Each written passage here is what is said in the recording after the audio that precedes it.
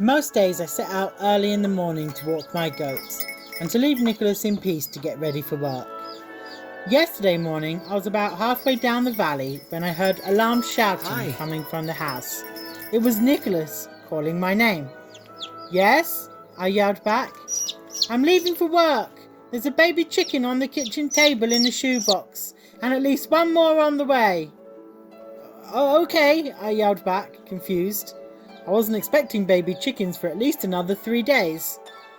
"Can you handle it? I've got to go." "No problem," I replied, hurrying the goats along and promising them an extra long walk later. I returned to the farmhouse to the sound of indignant chirping, a small but very loud little chicken making demands for my attention. I didn't have long to enjoy this moment before the next chick started to very slowly squeeze itself from its shell. Chicken number 1 seemed very impatient for its sibling to arrive and was clearly, at least to my mind, encouraging him or her to hurry up and get out here.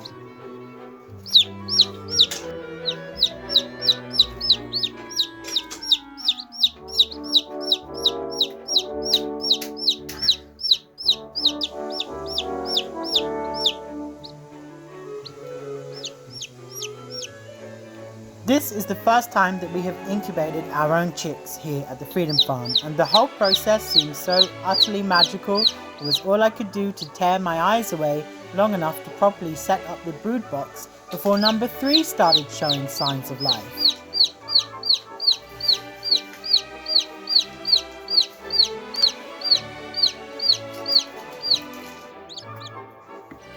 It really is astonishing to see the little birds all squeezed up inside the egg and ever so slowly unfold themselves. It wasn't long before number 2 flopped out of the egg, and after a minute of laying exhausted and dazed, began the arduous task of rolling over, finding her feet and heading directly for the warmth of the snuggle station.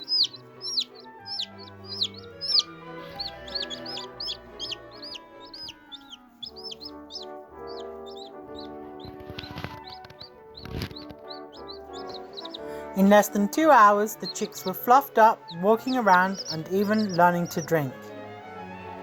What an amazing way to start the day.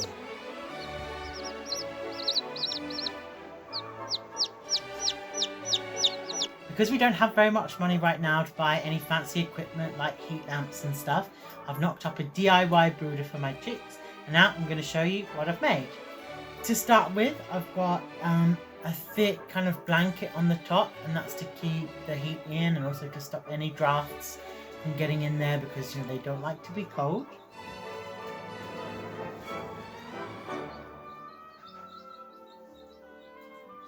Now, I read online that the chicks don't actually have to have food and water for the first 72 hours because they have absorbed the yolk inside the egg, but I stole this drinker from the guinea pigs just in case they get thirsty. I know it's important that they stay hydrated, and I've just attached it to the little cat carrier with this elastic, and actually they've already kind of been interested in it, so I think they're going to be fine drinking from that.